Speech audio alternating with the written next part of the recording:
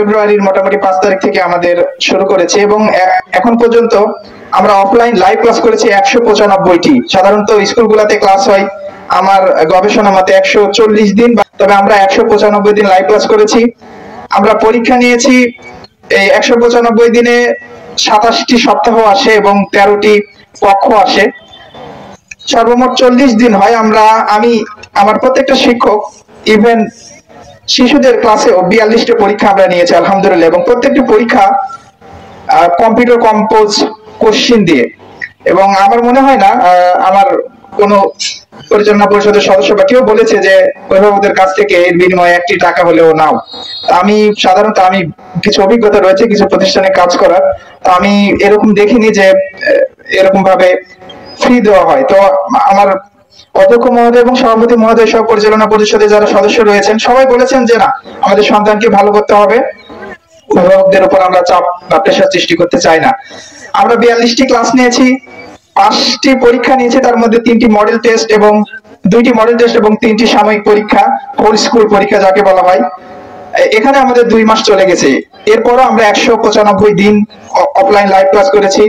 আমাদের সন্তানদের জন্য আমরা ভাষাগত দক্ষতার জন্য উর্দু এবং ইংরেজি ক্লাস করেছি এক্সট্রা সপ্তাহে 6 দিন।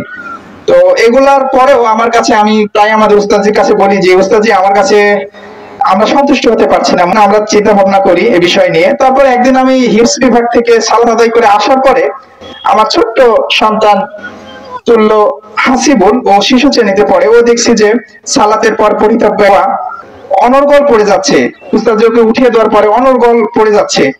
তো আমি তার দিকে তাকিয়ে আছি। তো ওই দিনে আমার চোখটা উচ্ছ্বসিত হয়েছিল যে আমি আমার সন্তানকে হয়তো অনেক কিছু দিতে পারিনি, তারা হয়তো এখনো বুখারী মুসলিম শরীফ মুখস্থ করতে পারেনি, তবে তারা তাদের বাবা মার জন্য দোয়া করতে শিখেছে, তার নিজের জন্য শিখেছে, সালাত আদায় করতে শিখেছে, সালাতের সবকিছু সে শিখেছে আলহামদুলিল্লাহ। একজন বাবা মায়ের জন্য, একজন অভিভাবকের জন্য এর চেয়ে আর কি পাওয়ার থাকতে পারে। তো এটা আমার ভালো লাগেছে। আমার একজন সন্তান, আমি নাম বলছি না, আমাকে এসে বলছে, উস্তাদ আমি 5 বছর প্রাথমিক বিদ্যালয়ে পড়েছি, আমার মনে পড়ে না আমি কতদিন স্কুলে খাতা এবং কলম নিয়ে গেছি এবং কতদিন লিখেছি। তো সেই সন্তান সালাতের পরে এই দোয়াগুলো পাঠ করছিল আরবিতে। এই বিষয়গুলো আমাদেরকে মনোমুগ্ধ করে। আমাদের সফলতার জায়গা যদি আমি বলতে চাই, অনেক কিছু না, তবে এই জায়গাতে আমাদেরকে আপনাদের সাপোর্ট দিতে হবে বলে আমরা মনে করি। আমার কথা দীর্ঘ হয়ে যাচ্ছে। আমি দারুল হাদিস সালাফি ইসলামী কমপ্লেক্স আনন্দপাড়া ঘাটাইল টাঙ্গাইল, যার পরিচালনায় রয়েছেন আকবর বিন আবেদ হাফিজাহুল্লাহ, এবং পরিচালনা পরিষদ আমি অন্য প্রতিষ্ঠানেও দেখেছি। শিক্ষক এবং পরিচালনা পরিষদের মধ্যে যে ধরনের আর্থিক বন্ধন, এটা সাধারণত হয় না।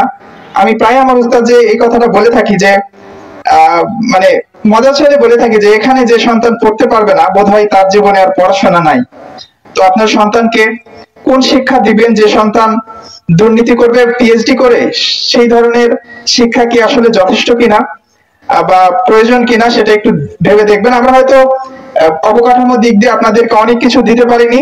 আপনার সন্তান হয়তো ফ্লোরে ঘুমায়, এটা সত্যি, হয়তো 7 পাতা খায়, আমরা গোস্ত ভাত খাওয়াতে পারি না, তবে আপনার সন্তান নৈতিক শিক্ষা নিচ্ছে।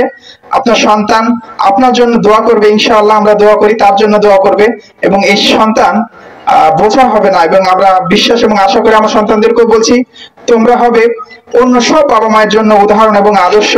তারা যেন বলতে পারে আমার সন্তান হবে আমার দারুল হাদিস সালাফি ইসলামী কমপ্লেক্সের যে কোনো সন্তানের মতো, যে কোনো ছেলের মতো অথবা যে কোনো মেয়ের মতো। আমি সেই আশাই করি এবং সেজন্যই এই প্রতিষ্ঠানটা প্রতিষ্ঠিত করা, এবং সূচনা লগ্ন থেকেই এই প্রতিষ্ঠানের উদ্দেশ্য এবং মোট্টো এটাই। তো আমি আমার কথা শেষ করছি। আমার কোনো ভুল ত্রুটি পরিলক্ষিত হলে দয়া করে ক্ষমা করে দিবেন। আসসালামু আলাইকুম ওয়া রাহমাতুল্লাহি ওয়া বারাকাতুহু।